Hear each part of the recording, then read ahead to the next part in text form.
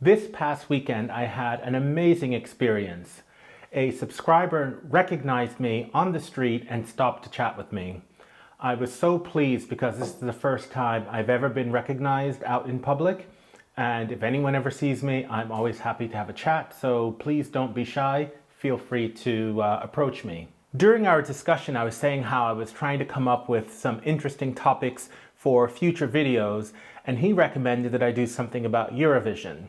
And at the time, Eurovision was actually coming on that evening, so I thought, what a great suggestion.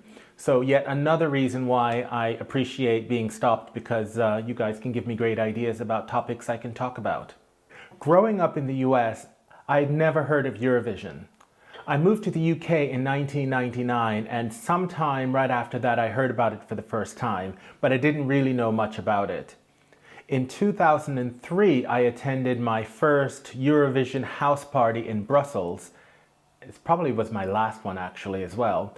But that's when I kind of understood the whole phenomenon that was Eurovision. So this week what I want to do is just to go through my thoughts on the 2024 Eurovision Song Contest.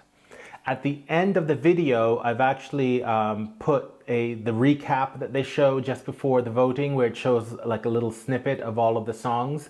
So if you want to see those, you can either skip to the end or just wait till I get there. In general, I would say usually in a typical year, there's probably maybe 5 songs that I really like from the contest, maybe up to 10, which I think are okay. But usually not more than that. Usually I would say for about half of the songs, I usually really don't like them. But I kind of feel like there is so much to the contest. You know, I feel like for a lot of countries or a lot of performers, it's not about the singing, it's about the staging, the production. But for me, I kind of tend to focus on the singing, and so I kind of judge it based on if I like the song and if I think the person singing is a good singer. This year I really noticed that there were some songs where I didn't like the song at all, but I could really appreciate the production value and the staging of it. But for me, it's a song contest. I'm interested in the songs. I'm not a huge Eurovision fan. I would consider myself a casual fan.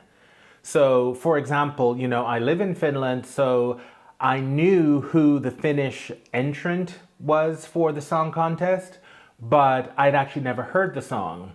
So out of curiosity, on the Friday, the day before the final, I actually went online to search for the song so I could see what this Windows 95 man, I think that's the name of the person, so I could just see what the song was before the actual day of the competition. So that's when I saw it for the first time.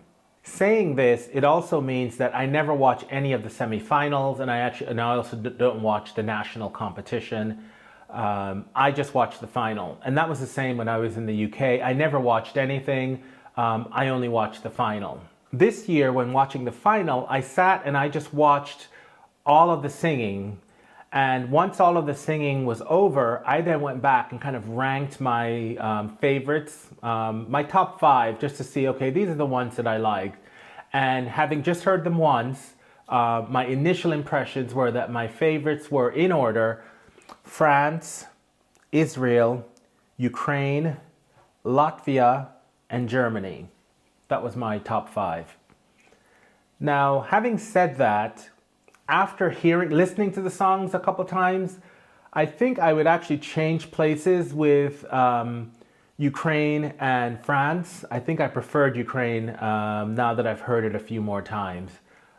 So that is one change I would make, but because I wanted to keep it all based on first impressions, you know, France was my number 1. The first thing I noticed about the competition is that so many of the acts sing in English. And I think that's a real shame. I really wish they would sing in their national language. I think that's one of the things that kind of drew me to France, because he was singing in French. And I speak a bit of French, so I could kind of follow what he was saying. So I really wish more singers would sing in a language other than English, especially since it's a European competition. And at least on the continent of Europe, nobody speaks English as a national language. And what's Eurovision without a little bit of controversy? This year, from what I could tell, the main controversy was whether or not Israel should be allowed in the competition. I felt I was a little bit swayed by all of the protests saying that they shouldn't be in the competition. And to be honest, I think I was kind of subconsciously voting them down and not being completely impartial for the Israeli performer. But I was actually really blown away by her performance, and hence I ranked her as my number two. I'm even like questioning myself to think, would she have been my number one? And it was because of all of this negativity, did I like vote her down into number two because I didn't want to vote her as number one? I don't know. Having said that also, later on I've decided, I actually quite like Ukraine, whereas initially I thought that France was my number one. But, they're all there or thereabouts. It's a song contest after all, so nothing too serious. There was also some controversy around the Netherlands participant not being allowed to compete. To me, it seemed a bit fuzzy what was going on and why he was not allowed. I don't follow Eurovision that closely, so I'm still, a few days later, don't really have a good explanation of exactly what happened. But, it's Eurovision. There's always going to be some controversy going on. I don't know if I was paying particular attention this year because I had decided beforehand that I was going to make a video, but something caught my eye during the performances, and that's where the presenters explained some of the rules of Eurovision, which I thought were quite interesting. The first thing I noted down was that the song has to be less than 3 minutes long. The lead vocals have to be sung live. The artist has to be at least 16 years old. The host must speak fluent English and French. The host must be under 40. And the host must know all songs that have been performed in Eurovision. Regarding the knowing all songs performed in Eurovision, I wasn't clear if that was really a joke or not. But anyway, that'd be quite strange if that was a requirement, but I don't know, I'm not sure. In terms of the ages that the presenters, or I guess, presenters have to be under the age of 40, I find that pretty shocking in, today's day and age of equality, that there is, that age discrimination is promoted. Again, maybe that was a joke, but I was a little bit surprised by that. The requirement that the hosts speak fluent English and French, again, that's another one that I find a little bit odd. I suppose you could say that they would require the host to speak English, but even I don't like that because it's a European contest, and on the mainland of Europe, nobody speaks English as a first language. So I don't know, I guess maybe to appeal to broader audiences, it's helpful that it's presented in English, but I'm a bit queasy about that. And that the other requirement is that it's in French. I don't know, the whole thing just has this colonial feel to it, which I don't really like. But, those are the rules. I don't have a TV, so I have to watch everything online. So I watched it on YouTube via a live stream. And here in Finland, Yle Areena was showing it, but I didn't watch it, and I'm curious to see how that performance is. In the UK, we have sort of like local hosts, British hosts, who are doing commentary throughout the competition. And they are so hilarious, the comments that they're making, that there are some people who are actually watching it for all the witty comments and the jokes that the local national hosts are making, as opposed to the singing or even what the official hosts are saying. So I'm curious to know if that's the same in Finland. Are there like Finnish hosts who are kind of like giving commentary about the songs, about the performers, and maybe funny things that they saw during rehearsal. So if anyone can let me know, I'm interested to know. I'm going to try and watch it on Arena, but I probably won't follow any of the jokes, so that's one reason I haven't watched it on there yet. Once the votes had been tabulated, it was really interesting for me to see how the juries had voted. And because since I'd already noted down my top 5, I'm curious to see how that matches what the juries say. So the juries voted for Switzerland, France, Croatia, Italy, and Ukraine. I found that result really interesting because 3 of those matched what I had had on my top 5 list. So that was actually pretty good. I thought to myself, well, I think that jury has done a pretty good job. Then when we got to the public vote, that was actually quite interesting as well. So the public vote was for Croatia, Israel, Ukraine, France, and Switzerland. In fact, the public vote was, they had 4 top 5s compared to the jury vote. It was only Israel that the public voted for as number 2, which the jury did not vote for within their top 5. In fact, it was quite way down. I don't remember what number, but it was quite far down in the jury vote. With those votes, where 3 of my top 5 also ended up being in the top 5 for the jury and the public vote, was pretty surprising. I don't remember how I usually do each year because normally I wouldn't write it down. I just did it this year because I wanted to film and just kind of compare and contrast how I voted with how the juries and the public vote went. I don't think I'm usually that close, but I think it's pretty interesting that, that we all tended to agree on who were the top performers. In terms of the whole voting process, I had downloaded the Eurovision app and my plan was to actually vote for my favorite country. But I had forgotten that there's a charge to vote and there was a 99-cent charge. And so when I saw that, I thought, nope, I'm not paying to vote. Then on top of that, you're actually able to vote up to 20 times. So I thought that was not very fair because you could actually vote for 20 times for your favorite artist. So, it felt like people that had more money and were willing to spend more could have a bigger influence on what the outcome would be, which that didn't seem very nice. So I decided to boycott the voting. Another thing I didn't like about the voting was that as soon as the contest started, you could start voting. Now, like in my case, I hadn't seen any of the semifinals, so I didn't know who was going to perform. So I would really have to wait until all the performers had gone before I could decide, who I wanted to vote for. And by allowing people to start voting early, it seemed like the people who performed later were at a disadvantage. It just all seemed like it was a money-making experience. And that just left a bad taste in my mouth as well. As I mentioned earlier, I tend to like a relatively small percentage of songs. 5 I usually like, and then maybe another 5 I can tolerate, but then the rest I really don't like. And it seemed to me that there seems to be a bit of collusion that goes on in the voting system. Neighboring countries tend to vote for each other. So like as an example, usually I expect that Greece is going to give their 12 points to Cyprus and I expect Cyprus to give their 12 points to Greece.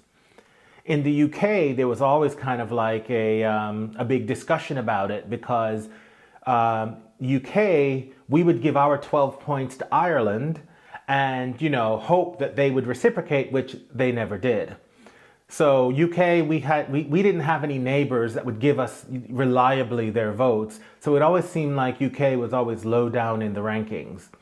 But at the same time, also, the BBC, the UK national broadcaster, is a big contributor to Eurovision. And because of that, UK, along with I think maybe 5 other countries, are guaranteed a spot in the final and didn't have to compete.